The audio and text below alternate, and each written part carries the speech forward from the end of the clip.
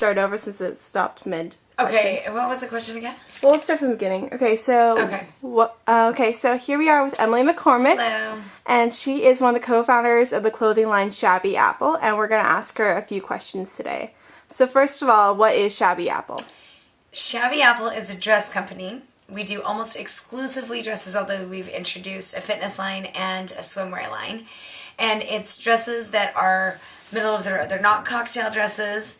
They're not super formal, but they're also not very casual. So they're something that you would wear to church or school or work. Okay. So, how did you get the idea for Shabby Apple? A friend and I, it was a friend from high school, elementary school, we'd known each other forever. We're home visiting family one year for Christmas, and we started talking about how we were frustrated going to events and going to work, that there were no dresses that were hip for our age range and kind of conservative enough that we could wear them without feeling embarrassed. So wear them to work or wear them wherever we were going without feeling embarrassed. There were a lot of cocktail dresses, so things that were really short and skimpy and sequined and fancy, but you're not going to wear that to work. Or there were things there were some dresses that were maybe conservative enough but definitely weren't kind of hip and fashionable for our age range. So we started talking about how nice it would be to start a company that kind of catered to this big hole in the marketplace, which was these dresses for women ages 18 to 45 who are kind of they've outgrown what you wear in high school, but they're not quite to mommyville yet. They want something that's in between, something that's still really hip. So we talked about starting something that would meet that need in the marketplace. And we were both in different places right now. My friend was in grad school and I was working in advertising, so neither of us were in fashion, but we decided that this was a big enough need in the marketplace that it was worth kind of jumping on and moving forward with. Okay, so how did you start Shabby Apple? That's a really big question. Because we didn't have a background in fashion, I think we probably tripped up quite a few times more than somebody who had been formally trained in it would have. What we did was we originally kind of thought, we want to manufacture these dresses. And manufacture just means we're going to make these. We're going to design them and have them sewn. And so we thought about doing that. But once we actually started looking into it, it was really overwhelming, especially because we didn't have a background in it. We didn't know a lot of the lingo. We didn't know a lot of the ways things worked as far as sourcing fabrics and what factories to use. We just didn't know. So we kind of scrapped that idea and decided that we'd just go to LA and we'd go and buy dresses from the marketplace. They have this big market in LA where 3,500 or so designers display their stuff. So we kind of had this assumption that maybe Nordstrom and these other stores were not buying the dresses that we wanted to wear, but that they existed out there. So after going to market, we went through the 3,600 designers and we came out with 3 dresses that matched what we were looking for. So it was hugely discouraging, and we kind of sat down at a table and practically started crying, and it came to a head. We said, all right, so this means we're either producing these on our own, we're manufacturing dresses, we're designing them, we're doing the whole thing, or we're just scratching this whole idea entirely, and we are not going to do this. And at that moment, we knew that, we felt like we had an idea that was a big enough need that it was worth pursuing.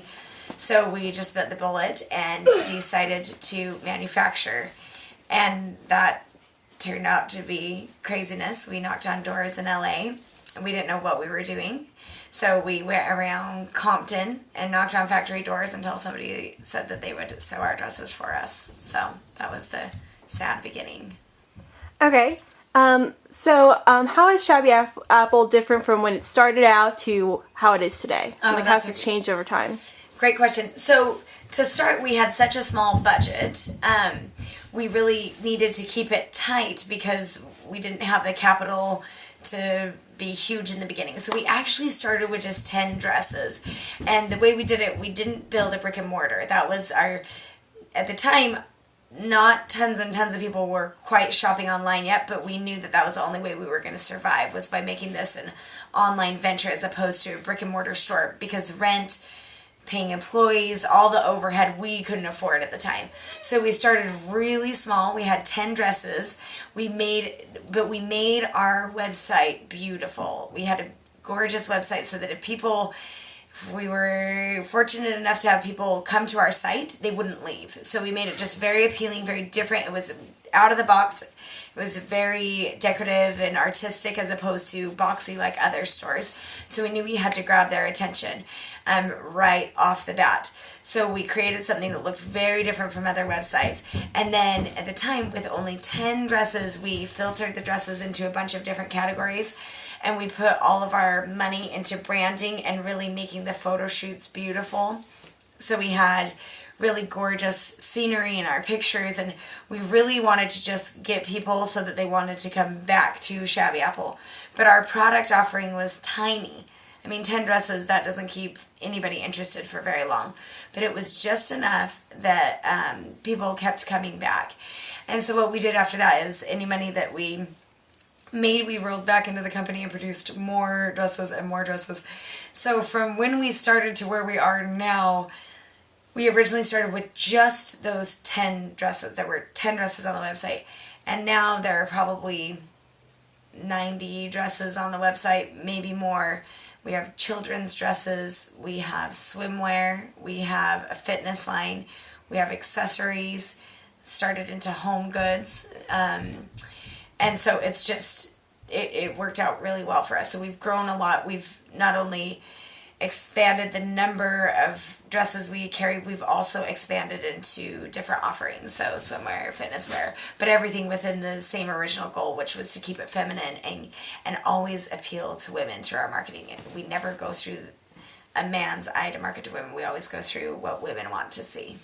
Okay, so based off what you just said, what are some of the goals behind Shabby Apple?